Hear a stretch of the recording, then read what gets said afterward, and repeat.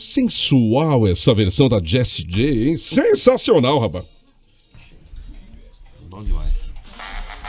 Obrigado, mesmo. Muito bem, estamos de volta com o Boa da Pan, ainda falando sobre OVNIs aqui no Boa. Estamos com o professor Jackson Camargo, ufologista, e um cara sensacional, tá tirando dúvidas do pessoal. Inclusive, estão chegando algumas perguntas do pessoal no chat, né? Daqui a pouquinho a gente a gente vai falar sobre isso. Professor, a Força Aérea Brasileira e as autoridades, elas possuem um protocolo no caso de ser confirmada a aparição de um OVNI? Existe? Tanto a Força Aérea quanto a Marinha e o Exército têm protocolos estabelecidos para isso. A Força Aérea tem um formulário padrão específico que anota lá os dados básicos de avistamento e tudo. Cada vez que ocorre um avistamento, eles preenchem esse relatório e depois de um tempo ele é liberado e colocado lá no Arquivo Nacional. O da Marinha, ele é um pouco mais detalhado. Na Marinha, quando ocorre um avistamento, eles colocam a tela de radar, fotografia, filmagem, depoimento das pessoas e tudo. Então, é mais Marinha completo? É muito mais completo do que da Força Aérea, por incrível que pareça. E a Marinha, ela tem o registro não apenas no céu, mas também embaixo d'água. Eles têm o registro de sonar também que eles conseguem fazer desses objetos. Caramba! Na água, muito? Tem bastante. E o cara que tem algum tipo de prova, ele passa a ser monitorado por essas autoridades ou não? Em alguns casos, sim. Por exemplo, existe... quando o ufólogo ele se depara com um caso extremamente importante, por exemplo, a queda de um OVNI, como aconteceu em Varginha, as autoridades militares monitoram os ufólogos. Eu mesmo, quando eu lancei o livro Noite Oficial, que eu comecei a expor vários fatos inéditos sobre a Noite Oficial, envolvimentos militares e tudo, eu tive situações de ver carro parado em frente à minha casa, com pessoas e que ficavam lá o dia inteiro. Aquela coisa de filme mesmo, né? Que o cara fica ali... O cara chegava lá 8 da manhã, por exemplo, e ficava lá dentro do carro, você via que tinha gente dentro do carro, e ficava lá até 8, 9 horas da noite. Caramba! Isso foi por várias semanas, até que eu comecei a expor essa situação, expor que eu tava sendo monitorado, fiz as fotos, né, filmagens e tudo, mandava para as pessoas, aí parou. Mas ficou aproximadamente um mês essa ação de ter um carro parado ali. Sei lá o que tava fazendo, mas sempre tinha alguém dentro. Mas não chegaram a te abordar, Não, nesse caso não. Mas eu sei de pessoas que já foram abordadas, então foram tem monitoramento, monitoradas. Fica fichado lá. Sim. Isso acontece. A gente tava falando sobre, na live ali, né, no Proibidão, a gente até deixou pra falar aqui na FM, sobre essa coisa de inteligência, de como isso é colocado, como a galera estuda isso, e até o professor tinha um caso, falou que era bem interessante de contar a respeito disso. Sim. Tem um caso que reflete bem a questão da inteligência deles, né? Como que eles agem.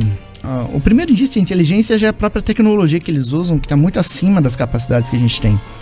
Mas as situações que eles criam, às vezes, para induzir um determinado comportamento, uma determinada atitude, para que eles possam estudar como que vai ser a reação. Por exemplo, teve um americano que ele dirigia numa estrada deserta nos Estados Unidos. Então, entre uma cidade e outra era 60, 80 quilômetros de distância entre uma e outra, e no meio disso não tinha nada. Ninguém morava ali porque era deserto, totalmente inabitado. E ele dirigindo à noite, nesse trecho isolado, inabitado, de repente passa uma criança na frente do carro.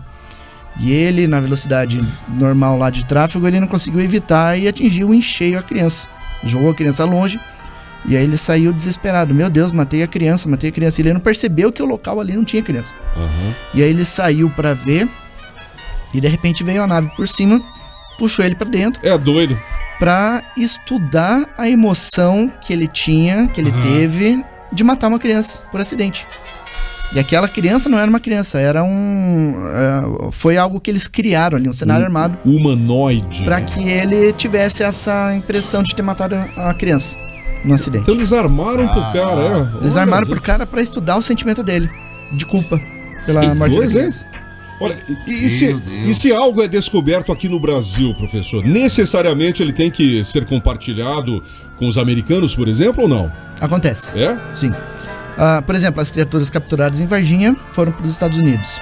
Tem que entrar em contato com o Pentágono, NASA, sei lá, com órgãos lá americanos? Existem americanos? protocolos de cooperação. né? Brasil, Estados Unidos, eles compartilham mesmo. Quando aconteceu a Noite dos OVNIs, mais de 50 objetos passaram em 10 estados brasileiros ao longo da noite. Alguns militares dos Estados Unidos vieram para o Brasil para ajudar na investigação. Teve o caso Varginha também, envolvimento de militares. Operação Prato, tem envolvimento de militares dos Estados Unidos. O Chupacabras também, quando foi capturado aqui no estado do Paraná, foi levado para os Estados Unidos. Então tem uma cooperação muito grande nessa área. E ultimamente tem acontecido alguma coisa que vocês estão sabendo e nós não? Alguma coisa do episódio? Queremos spoilers. Fatos. Você diz casos ufológicos acontecendo?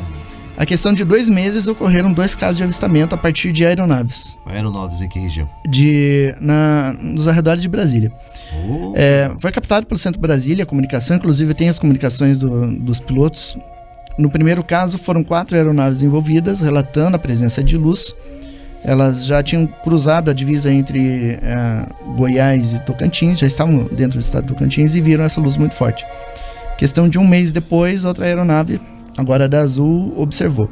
Né? No primeiro caso também teve uma aeronave da Azul, uma da Total Linhas Aéreas, Líder Linhas Aéreas, e 2 aeronaves particulares que viram naquela região. Naquela região. É a mesma região. Nossa. E aí eu tenho a gravação dos pilotos, até o nome dos pilotos da Azul eu já tenho. E a gente continua investigando e tentando obter mais informações sobre esse caso, que foi registrado pela Força Aérea.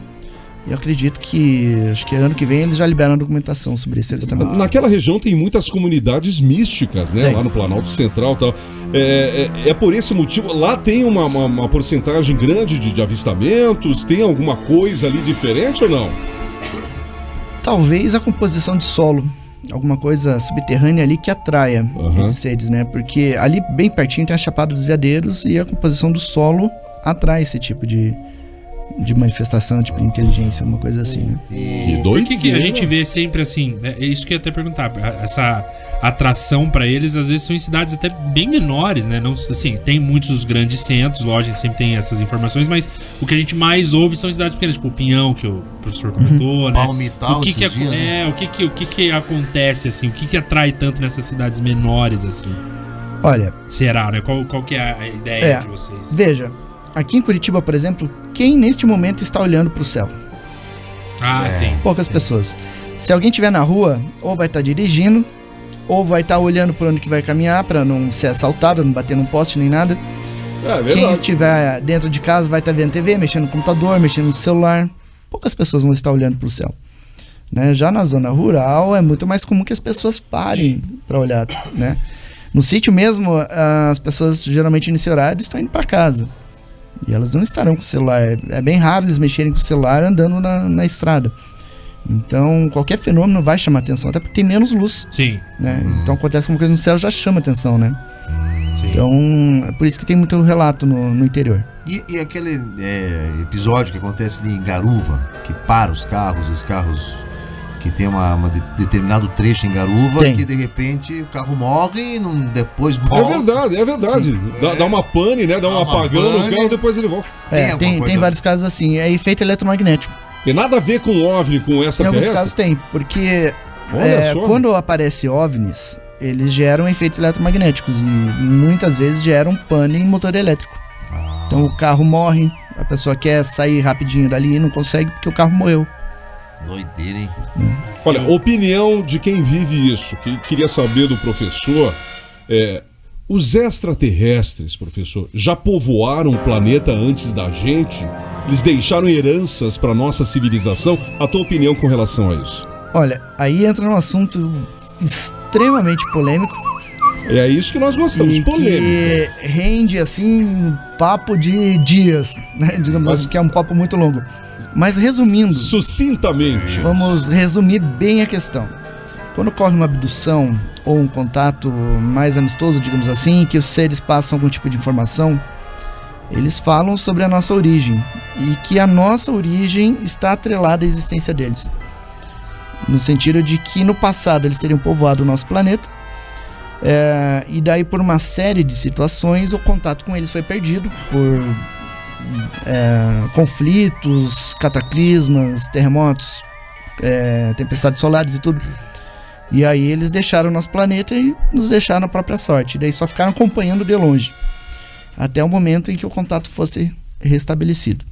E então, partindo desse tipo de informação, o contato vai acontecer para restabelecer e reintegrar a gente numa comunidade cósmica, digamos assim. Na tua opinião, já estão entre nós, já pode ter algum grande líder aí que não seja desse planeta que esteja aqui?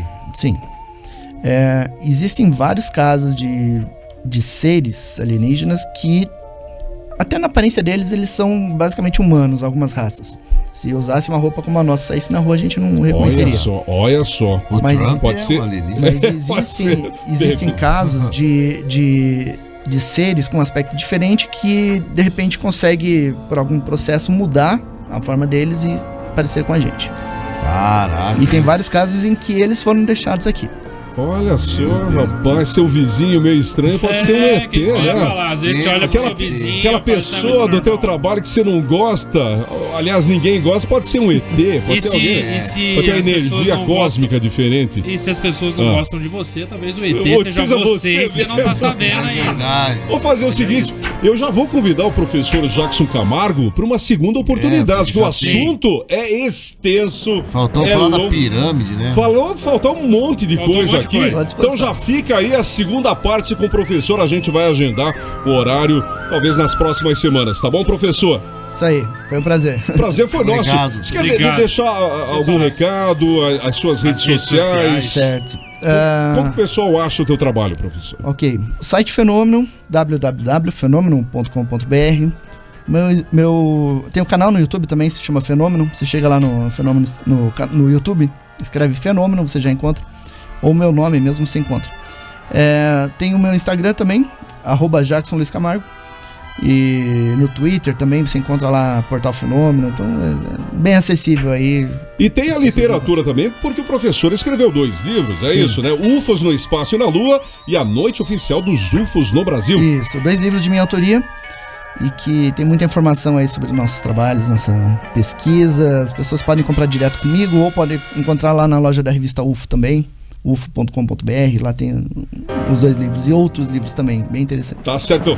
Senhoras e senhores, aqui no Bonapan, professor Jackson Camargo, ufologista. Obrigado, até a próxima. Gente. Olha, e é o seguinte, eu vou tocar aqui Black Box, eu tô a fim de escutar essa música, Tiagueira.